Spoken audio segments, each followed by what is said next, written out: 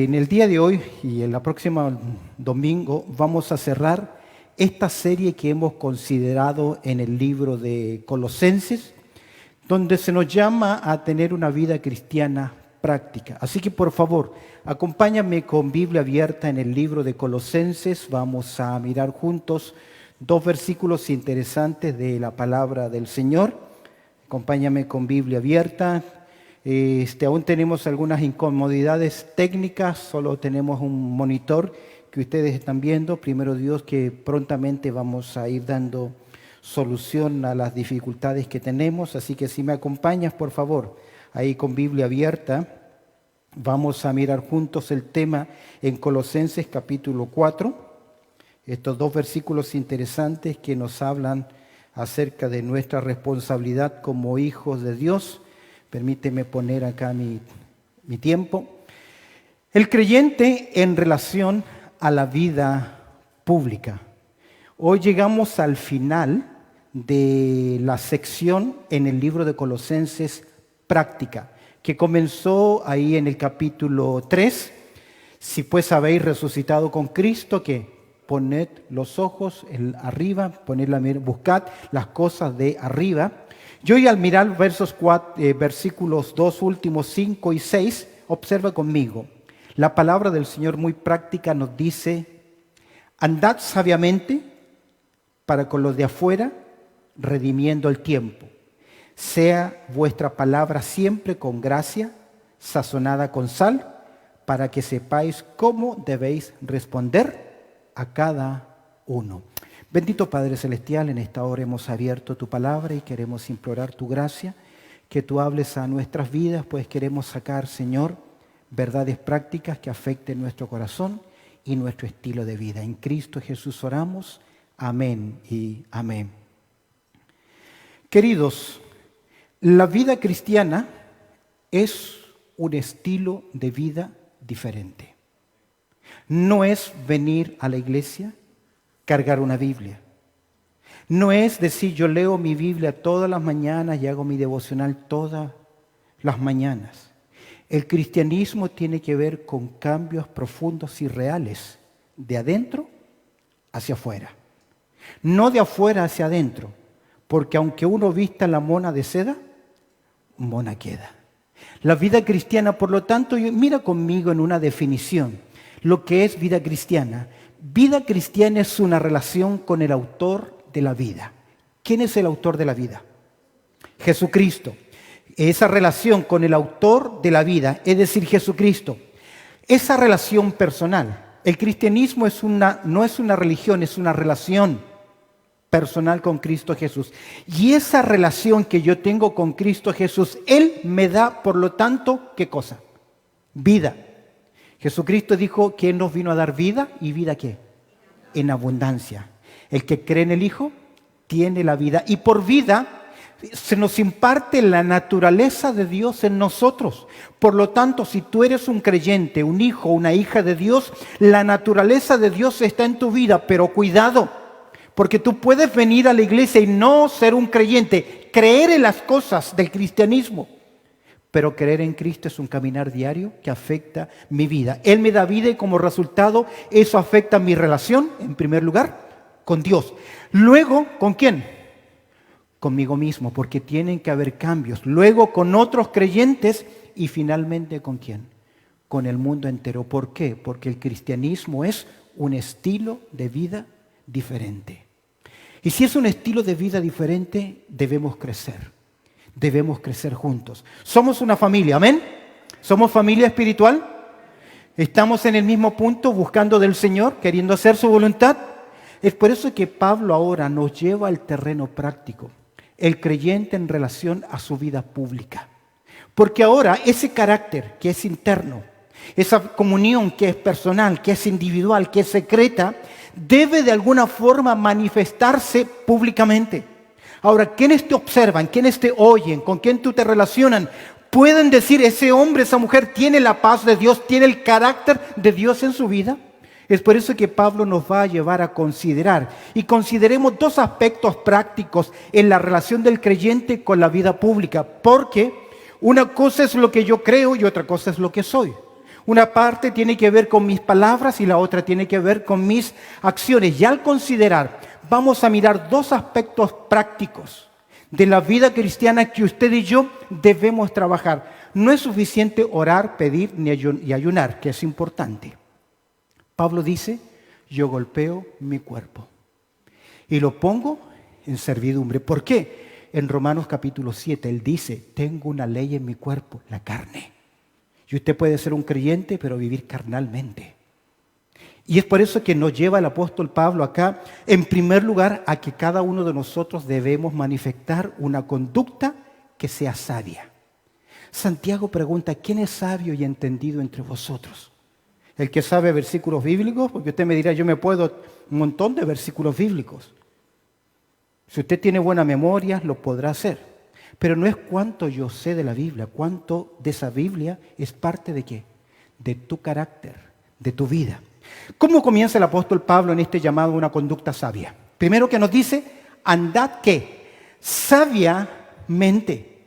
Sabiamente, el andar, primero, esa palabra peripateos, andar, significa un avanzar paso a paso, progresivo, ascendente, en victoria, en cambios. Hay hermanos, hay creyentes que están en el mismo punto espiritual de años atrás. Cada día debe ser mejor. Me acuerdo de un hermano que nos preguntaba, ¿cómo está hoy? Mejor que ayer y menos que mañana. Porque la vida cristiana, ¿qué es? Un avanzar paso a paso. Ahora, a modo de reflexión espiritual, tu vida frente al Señor, tú y Dios, ¿estás creciendo espiritualmente? No me contestes y no digas amén. Tú y el Señor, porque aquí tenemos un mandato. ¿Cuál es el verbo? Que debemos andar. ¿Cómo debemos andar? Andad ¿qué? Sabiamente. ¿Qué es andar sabio? Es aplicar los principios de la palabra de Dios. ¿A dónde? Al diario vivir. Es ser llenos del Espíritu Santo. Es ser controlados por el poder de la palabra de Dios. Es ir cambiando en la vida. Debemos andar sabiamente, que tiene que ver con un andar que corresponde a salvos, que corresponde a creyentes. Y mira, que debemos andar sabiamente, ¿y qué agrega? Para con los de afuera. ¿Quiénes son los de afuera? Pablo utiliza ahí en 1 Tesalonicenses capítulo 4, versículo 12, a fin de que os conduzcáis honradamente para con los de afuera. Los de afuera significa personas inconversas. ¿Puede haber gente de afuera acá adentro? Sí, porque tú, por más que cargues una Biblia y dices yo hice una oración, puede seguir siendo una persona inconversa de afuera. Estaban con nosotros, pero no eran de nosotros. Ahora, aquí ves la importancia de la conducta sabia para con quiénes, los que nos están observando. ¿Por qué es importante los que nos observan? ¿Por qué es importante ese testimonio hacia afuera? ¿Por qué? Porque usted refleja el carácter de Cristo.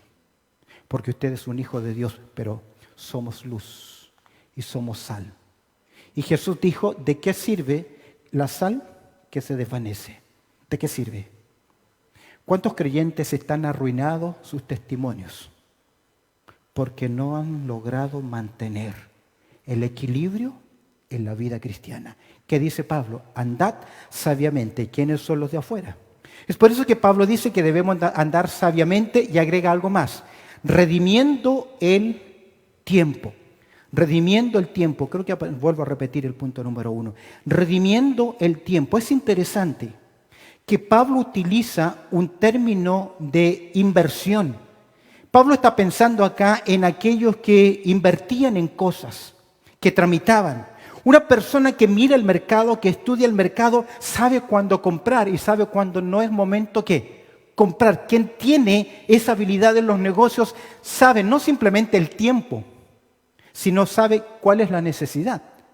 Porque en cierta forma comprende el marketing, entiende las ofertas y también demandas. Esa es la idea. Usted y yo como creyentes, Dios nos ha dado un tiempo.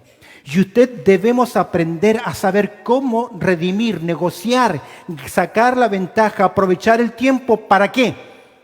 ¿Por qué Dios nos da el tiempo? ¿Para vivir para nosotros o para vivir para la gloria de Dios? ¿Para quién? ¿Pero usted tiene tiempo para el Señor? ¿Saca ese tiempo para el Señor?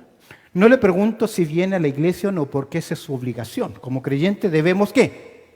Congregarnos. Quien no se congrega está en falta delante de Dios, por más que ayune y ore y haga lo que quiere en su casa y me diga, yo los escucho en todos los servicios. Si no se congrega está mal, porque es un mandato, no hay vuelta. Amén, ¿está de acuerdo? Amén. Observa lo que dice Efesios capítulo 5, verso 16. Aprovechando bien el tiempo. ¿Por qué hay que aprovecharlo? Porque los días son malos, peligrosos, contrarios, y cosas te roban el tiempo que debes dedicarle al Señor. Pregunta, ¿cuántos de ustedes están dedicando tiempo para servir al Señor? ¿Cómo lo estás haciendo? ¿Estás sirviendo al Señor? Porque un día tú vas a dar cuenta, no por tu negocio, no por tus propiedades, no por lo que tú hiciste afuera, sino en cómo tú administraste tu tiempo. ¿Para quién? Para la gloria del Señor. Quien vive para sí es como que recibe aquel talento y ¿qué hace? Lo cava y lo entierra. ¿Qué le dijo el Señor a ese hombre? Cuidó lo que tenía. ¿Amén? ¿Lo cuidó o no? No los escuché. ¿Lo cuidó? Pero ¿qué le dijo el Señor? Siervo malo y negligente. Porque Dios te ha dado tu tiempo. Y ese tiempo debes vivirlo sabiamente. ¿Para quién? ¿Para quién? Para el Señor. Somos mayordomos de todo lo que Dios nos da. Y no hay otra bendición más grande que el tiempo mismo. Qué lindo es el tiempo. Pero ¿cómo se nos va el tiempo? Yo veo a mi nieta día a día crece. Yo no dice, wow, y orgulloso, mis hijos están casados y voy a volver a ser abuelo. Pero en la medida que ellos crecen, yo envejezco y el tiempo que se me va por las manos. Y hay tanto que hacer. ¿Cuándo fue la última vez que usted repartió un folleto a una persona en un shopping center? Ahí hay literatura, tenemos Biblias para regalar, hay cosas para dar, para hacer. Cierro nuestro primer punto. Consideremos dos aspectos prácticos. El primero de ellos, andad sabiamente para con los de afuera, redimiendo ¿qué? El tiempo. Segundo lugar, igual de práctico. Testimonio, y ahora fíjate, en segundo lugar, versículo 6, observa lo que dice el verso 6. Sean vuestras palabras como. Sean vuestras palabras siempre con gracia, sazonadas con sal, para que sepas cómo debéis responder ¿a quién? A cada uno. ¿Te das cuenta? Vida, comunicación. Cuando nosotros oímos de Pedro, me reí hace años atrás cuando leí un comentario de Pedro y le llamó el boca de calcetín o boca de calceta. ¿Por qué? Porque uno abre la boca de la calceta ¿para qué? Para meter la pata. Y hay creyentes que lo bueno que puedan hacer con un lado, lo arruinan ¿con qué? Con la boca. Sean vuestras palabras, ¿qué? ¿Cuándo? Siempre. ¿Con qué? Con gracia. Ya vamos a mirar. Recuerdo hace años atrás, estaba en campamento de jóvenes y había una actividad y venían directores y directoras también con niños que venían de diferentes lugares. Y un día una de las personas que estaba a cargo de estos pequeños hizo tanto escándalo, tanto problema, y confrontó cara a cara a la esposa del director del misionero. Hay gente que te saca de quicio, ¿amén? Que hace subir el furor. Y recuerdo, como si fuese ayer, sus palabras. Esta esposa del misionero le dijo a esta mujer altanera y prepotente: si no hubiera estado esta mañana en comunión con Dios, mi reacción hubiese sido diferente. Interesante. Si tú miras conmigo las palabras de Pedro en su primera carta, en el capítulo 2, verso 23, mira a nuestro Señor Jesucristo, quien cuando le maldecían, ¿qué dice el texto? No respondía con maldición. Cuando padecía no amenazaba, sino que encomendaba la causa a aquel que juzga como justamente. ¿Quién está diciendo estas palabras? El boca de calcetín. ¿O no? Porque es Pedro. ¿Qué aprendió en el tiempo? A controlar ¿qué cosa? Sus reacciones carnales. Es interesante, ¿por qué Pedro dice esto? Vuelve atrás, versículo 21. Porque para esto, primera de Pedro 2:21, pues para esto fuisteis ¿qué? Llamado, porque también Cristo padeció por nosotros, agrega. ¿Qué dice? Léalo usted. ¿Qué dice? Dejándonos ejemplo para que sigáis sus pisadas. Y una de las formas de seguir las pisadas es cómo yo respondo a la agresión, a los ataques. ¿Cómo yo controlo qué cosa? Mi lengua. El cristianismo es práctico. ¿Amén? Es vivencial. Se requiere lucha, se requiere disciplina, se requiere dedicación, se requiere consagración, se requiere santidad y poner disciplina en la vida. Si no, donde tú estés con tu habla, vas a producir siempre ¿qué? Conflictos, desavenencias. Observa el carácter de nuestro hablar. ¿Cómo debe ser nuestro hablar? Miremos lo que dice, segunda parte, el comunicador sabio. Primero la conducta sabia, ahora el comunicador sabio. Observa conmigo el carácter de nuestro hablar. Debemos manifestar entonces en nuestras vidas esa conducta que sea sabia, ese carácter que sea sabio. ¿Sean qué cosa? Vuestras palabras. Vamos a analizar. Sean vuestras palabras, se requiere no simplemente conocer el idioma o el uso del idioma o de las palabras, tiene que ver con reflejar con tu forma de expresar el carácter que representas. ¿A quién representas? ¿A quién representas? A Cristo. ¿Y qué hizo Cristo frente a la ofensa, frente a los problemas? ¿Qué hizo Cristo? ¿Te has fijado que nosotros no? A mí nadie me pasa por encima. Eso no es de Dios, esa es tu carne. Mira, sean vuestras palabras siempre, ¿con qué? Ahora, ¿cuándo? ¿Qué significa siempre? En toda ocasión, continuamente, sobre todo ¿cuándo? ¿Sobre todo cuándo? Cuando hay conflictos, cuando hay dificultades, cuando hay cosas que no nos agradan. Ahora, cuidado, porque usted puede decir, yo no me guardo las cosas, yo no tengo pelos en la lengua. A veces es mejor que tengas pelos. Porque la imprudencia ofende y daña y causa conflicto. Sean siempre con qué. Dice, sean siempre con gracia. ¿Qué es gracia? Tiene que ver con carácter. Se refiere a hablar graciosamente. Los chilenos tenemos un dicho, tiene chispa para hablar. Es como que es gracioso, tiene gracia, comunica bien. No es ese el sentido. El sentido acá de con gracia tiene la idea de hablar positivamente, gratamente. Que cuando abras tu boca la gente quiera oírte. Pero a veces suele ocurrir que tú tienes tan mala forma de expresarte, aunque digas la verdad, que la gente ya no quiere ¿qué? Oír, ni menos tu opinión. Una opinión es buena cuando te la piden, pero cuando no te la piden y tú insistes en darla, ¿qué es? ¿Qué es? Molesto. Molesto. ¿Y por qué no me callo? Porque no soy prudente. ¿O no? Porque aún estoy bajo la carne en mi vida. Con gracia, y agrega, sazonadas ¿con qué? Con sal. En este tiempo, en la cultura, en aquel momento, ¿para qué servía la sal?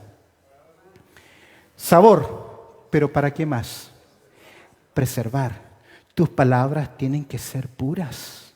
Tus palabras tienen que ser sinceras. Ahora, la sinceridad no significa llegar y decir todas las cosas, porque aún el necio cuando calla, ¿qué? Es contado como sabio. Observa cómo Pablo lo enfrenta en Efesios capítulo 4, verso 29. Ninguna palabra corrompida salga de vuestra boca. Y te animo a buscar en tu Biblia porque estos versículos necesitas memorizarlos. Búscalos ahí y márcalos. Ninguna palabra corrompida salga de vuestra boca, sino la que sea buena. ¿Para qué? Para la necesaria edificación. Seamos prácticos. Analiza estos últimos días, desde el lunes hasta hoy. ¿Tus palabras han sido sazonadas con sal, sabias? ¿Han sido de edificación? ¿O has producido conflictos? ¿Qué? No me contesten, no me digas, es un autoanálisis. Si te has equivocado, ¿qué debe hacer frente al error? ¿Qué debe hacer? ¿Ah? ¿Qué debe hacer frente al error cuando te equivocaste? ¿Disculparse? No, pedir perdón. Pero eso incluye ¿qué cosa? Que no lo vas a hacer más, pero si tú te disculpas y que me descontrolé, fracasaste. No es lo que Dios pide de ti. Tan importante es esto que el Señor te dice hoy. Si tú vienes acá a adorarme y sabes que tienes algo contra alguien o hiciste algo, ¿qué? ¿Qué? Deja allí tu ofrenda. ¡Para! Reconcíliate con tu hermano y luego ¿qué? Ven a adorar. Si nuestras palabras están sazonadas con sal, no hablaremos palabras corrompidas. No hablaremos palabras deshonestas, obscenidades, indecentes, impropias. ¿Cómo es tu vocabulario? A veces cuando no nos salen las cosas bien y nos equivocamos, hay un accidente. ¿Qué sale de tu boca? Yo he escuchado a muchos hermanos decir que groserías le salen. ¿Qué dice la Escritura? Eso no debe ser. No hablemos palabras, no hablaremos palabras deshonestas, no hablaremos necedades, truanerías, groserías, disparates. ¿Entiende por disparates? No hablaremos bufonamente, burlándose desmedidamente de las circunstancias o de las personas. Esto te pasó por tonto y te lo mereces. Yo lucho con esto y siempre lo hablamos con mi esposa, que a veces cuando uno dice una palabra negativa, los psicólogos dicen 6 se necesitan para medio comenzar a ¿qué? A revertir. Pero cuando estamos acostumbrados a ser negativos, despectivos, degradar a los demás, creernos superiores. Mira, mirando un poquito más el contenido de nuestro hablar, ¿cómo debe ser el contenido de nuestro hablar? Para que sepáis cómo debéis ¿qué? Responder. ¿A quién? A cada uno. Esto tiene que ver con tener sabiduría para saber cuándo callar, saber cuándo hablar, saber cuándo decir. A cada uno, no todos los que nos rodean, con quienes hablamos, están en el mismo nivel, ni espiritual, ni intelectual, ni de formación. Y yo no puedo dejar caer mi arrogancia sobre ellos, para que yo sepa cómo debéis responder. ¿Qué? A cada uno. ¿Agresión con agresión? No seas vencido de ¿qué? De lo malo. Vence el bien con el mal. ¿Qué hizo Jesús frente a la provocación y la ofensa? ¿Qué hizo? Enmudeció y no abrió su boca. 2 puntos muy prácticos. Amén. Quiero ampliar, en tercer lugar, el concepto del habla. Consejo del habla, y vamos a mirar juntos en el libro de Proverbios. ¿Qué nos dice el libro de Proverbios? Te animo a que abras tu Biblia, por favor, y marques estos versículos. Consideremos algunos textos del libro de Proverbios y un par de los Salmos. Abre tu Biblia, márcalos en tu Biblia. ¿Todos tienen Biblia? ¿No? Recuerde que tenemos Biblia con letras súper gigantes para que usted traiga y lea la palabra del Señor. Entre paréntesis, tenemos un par de Biblias de estudio muy buenas que usted puede hablar con mi esposa. Cerramos el paréntesis. Le decimos al hermano Fernando que edite esta parte de comercial. Proverbios capítulo 12, verso 18. Abre tu Biblia en Proverbios 12, 18. Mira el poder de las palabras. Hay hombres cuyas palabras son como ¿qué? Golpes de espada. Una espada puede producir tres cosas: intentar, cortar, penetrar y no alcanzar. Es decir, no produjo nada. Puede pasar a llevar. Eso producen un corte, pero también puede penetrar y al penetrar puede matar. Tus palabras dañan a las personas más que tus acciones. De hecho, padres, nuestros hijos recuerdan más nuestras palabras despectivas, groseras, de menosprecio, que aún la disciplina física. Porque las palabras como golpes de espada producen heridas profundas en las personas. Más la lengua de los sabios, ¿qué es? Medicina. ¿Qué es medicina? Me acuerdo mi hija cuando se sentía mal decía que ella quería meditina. Sabíamos, porque si tenía fiebre le dábamos el medicamento que ella necesitaba. ¿Cómo son tus palabras? Mira, Proverbios capítulo 10, verso 19. El problema con las palabras. ¿Qué dice? En las muchas palabras no falta pecado. Cuidado, porque a veces creemos que tenemos que dar nuestra opinión en todo. Pablo dice que hay que hablar a tiempo y fuera de tiempo, ¿es cierto? ¿Eso es lo que le dice Pablo a Timoteo? ¿Que hable a tiempo, fuera de tiempo? No, predica a tiempo, fuera de tiempo.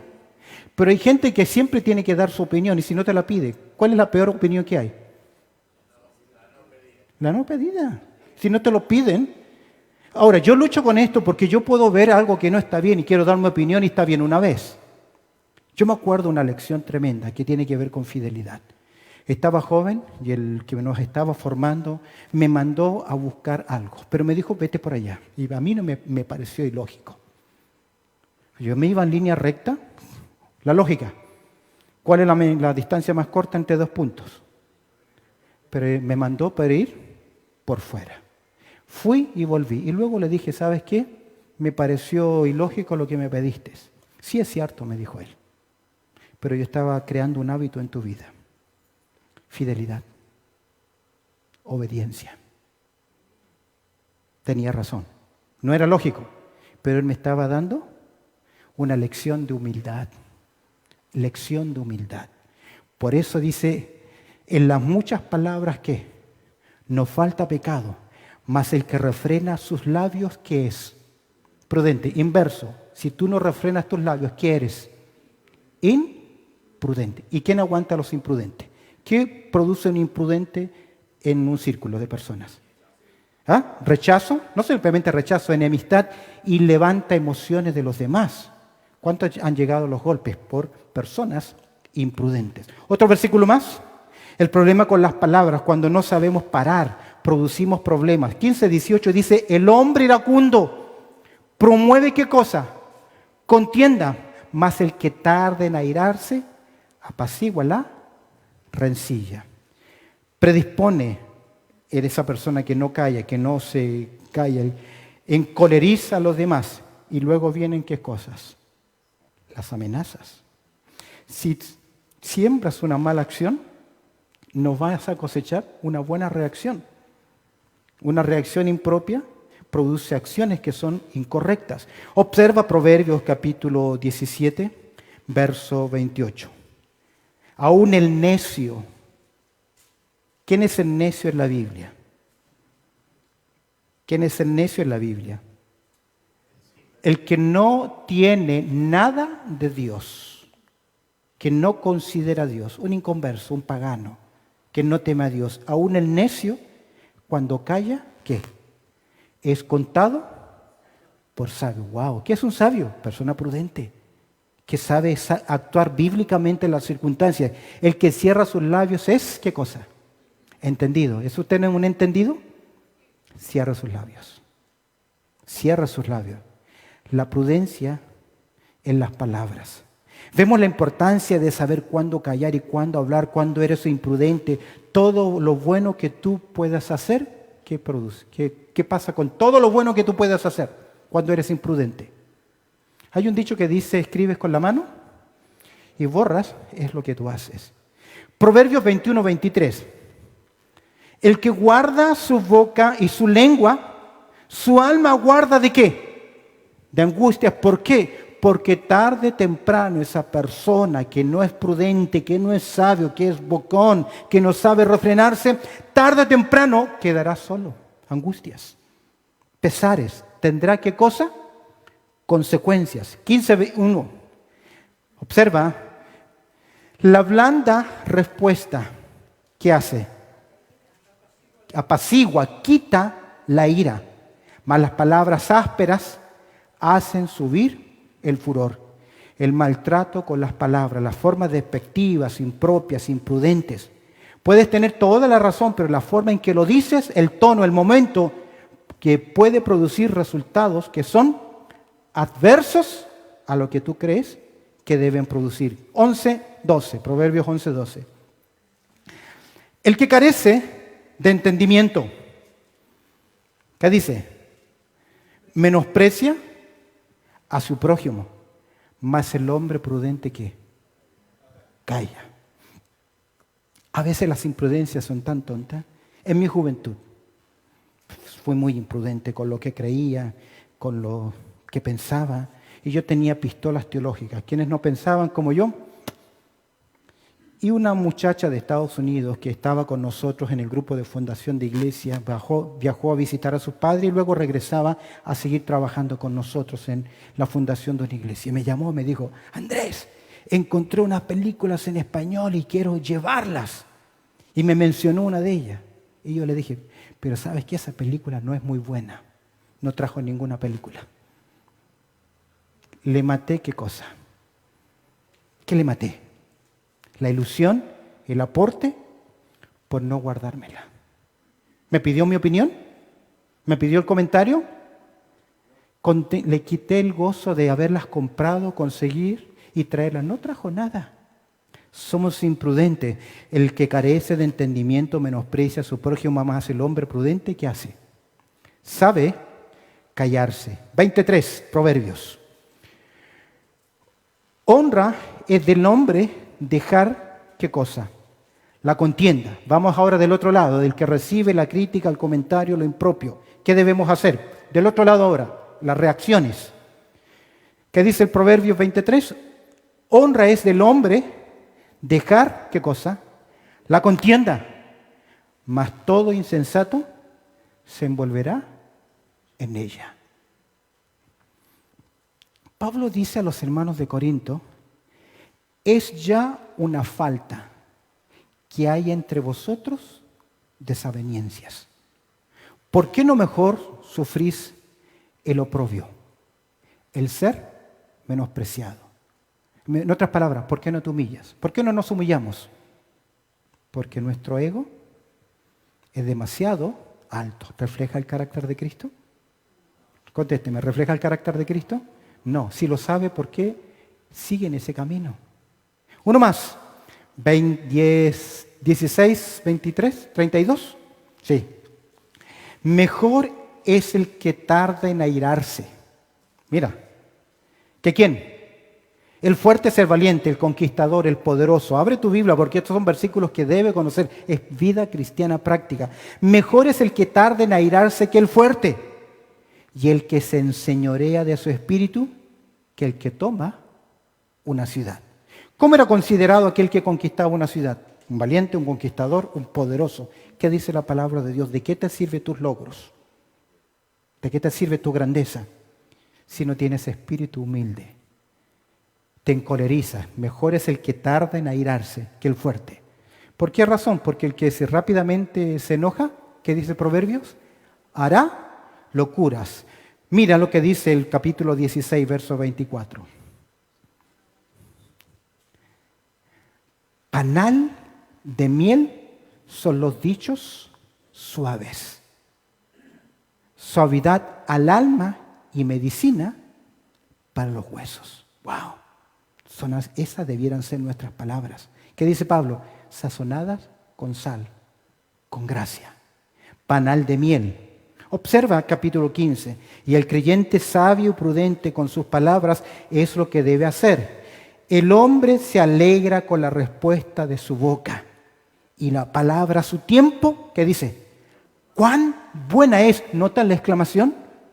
¿Cuán buena es? Has estado tú un día de tanto calor y lo que necesitas es un vaso de agua, algo que te refresque. Esa es la idea, las palabras del sabio, del carácter del creyente, aquel que tiene una conducta sabia y una comunicación sabia. Por eso que el salmista dice en el capítulo 19, verso 14, y ese es su deseo, su clamor, ¿cuál es? Sean todos juntos. Salmo 19, 14. Sean gratos los dichos de mi boca y la meditación de mi corazón delante de ti, oh Jehová, roca mía y redentor mío. Sean gratos los dichos de mi boca. Quiero cerrar acá esta lección. Conducta sabia, comunicación sabia. Quiero cerrar con el Salmo 141 y hoy pedirte algo. Que soluciones las cosas malas que has hecho por hablar impropiamente. Sea con tu cónyuge, con tu esposo, con tu esposa, con tus hijos, con tus familiares, con tus hermanos, con tu equipo, con el trabajo. ¿Qué dice el Salmo 141, verso 3? ¿Qué dice? Pon guarda a mi boca. Oh Jehová, guarda las puertas de mis labios. Es que no sé cómo controlarme. Es mi carácter. Sí, pero la obra del Espíritu Santo. Y he descubierto algo. Que en la área débil que usted tiene, es ahí donde debe memorizar un versículo, para que cuando venga la emoción, la tentación, la reacción carnal, lo primero que surja en tu mente, ¿qué es? La palabra del Señor. Con disciplina, con constancia, con oración, podrás vencer esos gigantes que hay, porque todos nosotros tenemos fieras dormidas en nuestro interior. ¿Todos juntos? Pon guarda a mi boca, oh Jehová, guarda las puertas de mi labio. Esto incluye el ser chismoso. Porque hay gente que sabe algo y desesperado con decírselo a los demás. Para. No hagas más tropiezo. Detente, hermano. ¿Amas al pueblo del Señor? ¿Amas a los hermanos? Deja de hablar de ellos. Si tienes algo que decir a mí y a quien sea, ¿qué? Todos te vamos a escuchar. ¿Quieres ser oído? Llama a los ancianos, convoca a los ancianos. Si estás molesto con algo, si hay algo que no ves, habla con nosotros. Estamos dispuestos a oírte. ¿Amén? Solo le pregunto a los hermanos líderes. ¿Amén? ¿Estamos dispuestos? Claro que sí, porque ninguno de nosotros sabemos todo y somos sabios. Es mi oración, hermanos y hermanas. Si somos una familia, crezcamos en unidad, en familia. Amén. Otra cosa quiero pedirte antes de cerrar. Por favor, estemos juntos en el mismo punto devocional. Tenemos un boletín que producimos que no es malo. Tratamos de hacértelo de llegar de diversas formas. Síguelo, léelo. Estemos en el mismo punto. ¿Sabes que hoy día me encontré en el devocional con un versículo terrible? ¿Sabes cuál es? No has leído el devocional. Bueno, no hay más que decir. Bendito Padre Celestial, te damos gracias por tu amor y también por tu cuidado. Hoy, Señor, nos has hablado en forma muy práctica a nuestras vidas. Y en esta hora, buen Señor, te pido que tú nos ayudes a refrenar nuestros labios, a solucionar los problemas, a corregir aquello que hemos hecho impropiamente. Te pido, Señor, que tú nos des gracia y misericordia. En Cristo Jesús oramos. Amén y amén.